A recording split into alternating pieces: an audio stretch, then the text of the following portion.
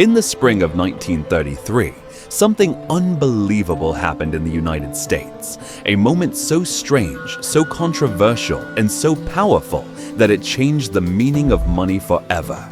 Across the country, from New York to Chicago, from California to the Deep South, ordinary Americans woke up to find that something precious had disappeared. Their gold, their savings, their wealth vanished by order of the U.S. government.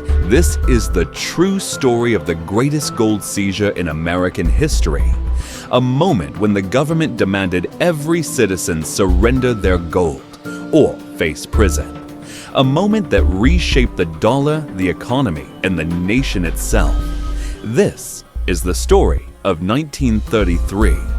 To understand why the United States confiscated gold from its own people, we have to go back a few years. The year is 1929. The stock market crashes, fortunes evaporate overnight, banks collapse one after another, millions lose their jobs. The Great Depression begins. By 1932, the country is in the darkest financial crisis it has ever known. People panic. And when people panic, they do one thing. They hoard gold. They take it out of banks, they hide it under mattresses, they bury it in coffee cans, and store it in secret places. Gold is safety. Gold is trust. Gold is stability. But there was one major problem. The US dollar was backed by gold, meaning every dollar in circulation had to be supported by a certain amount of gold in the treasury. And suddenly, that gold was disappearing. By early 1933, a terrifying scenario unbolshuje. Banks don't have enough gold to cover withdrawals. Treasury reserves are dangerously low. Foreign nations are demanding gold payments from the US, and the American people are hiding gold faster than the government can track it. It was the perfect storm. A complete collapse of the US financial system was only weeks away. Newly elected President Franklin D. Roosevelt steps into office on March 4, 1933, and immediately recognizes the danger. If people keep withdrawing gold, if foreign governments keep asking for gold in exchange for dollars, the U.S. Treasury would run out of metal, and with no gold, the dollar itself could collapse. The entire U.S. economy could fall apart. Roosevelt decides something drastic must be done, something unprecedented, something no president before him had dared to do. On March 6, 1933, just one day after taking office, Roosevelt declares a national banking holiday. Banks across America are ordered to shut their doors. No withdrawals, no transactions, no gold leaving the system. The entire country freezes in financial silence. Americans wait and wonder and whisper. What is the president planning? They didn't have to wait long to find out. On April 5, 1933, Roosevelt signs one of the most controversial orders in American history. Executive Order 6102, a simple announcement, just a few paragraphs, but its impact shook the entire nation. The order states every U.S. citizen must deliver all gold coins, gold bullion, and gold certificates to the Federal Reserve within 25 days in exchange for paper money.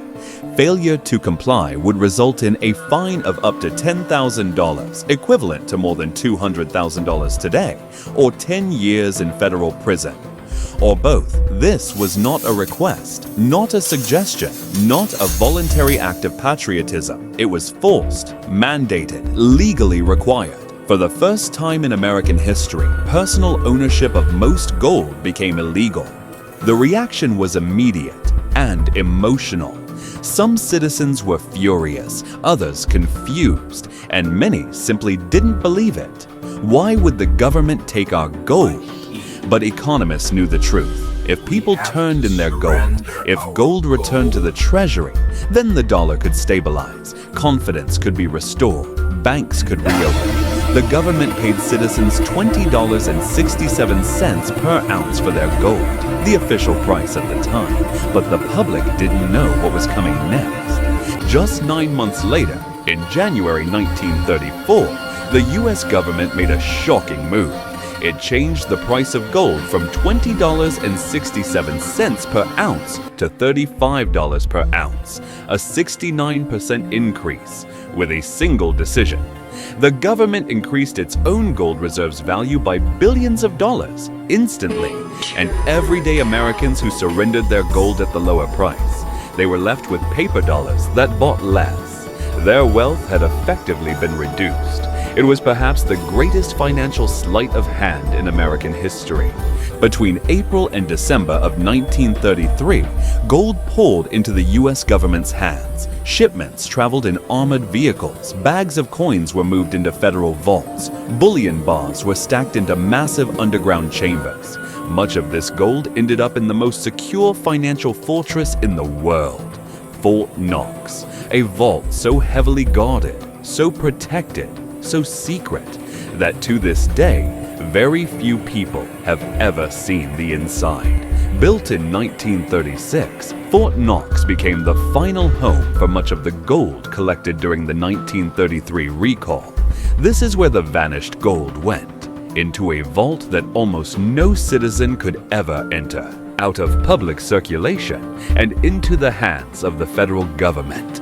By the end of 1933, the United States became a completely different kind of economy. For the first time ever, the dollar was no longer directly tied to gold owned by the people. You couldn't walk into a bank and demand gold for your dollars anymore. The government controlled all major gold reserves, and the dollar became partially detached from gold. This was the beginning of the end of the gold standard.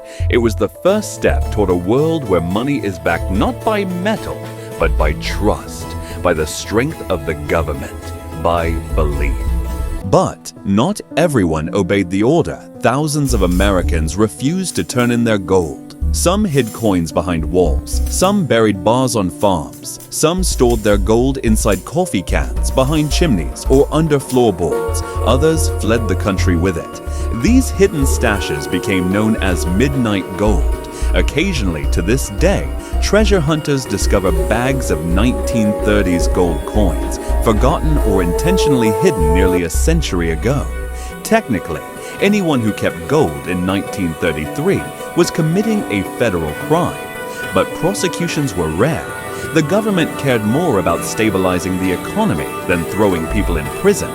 Still, the law remained. For more than 40 years, the ban on private gold ownership didn't end until December 31, 1974, when President Gerald Ford signed a bill restoring Americans' right to own gold freely again. After more than 4 decades, gold returned to the people. But America was already a different country. By 1971, President Richard Nixon had ended the gold standard completely. The dollar became pure fiat money, backed by nothing but trust in the U.S. government.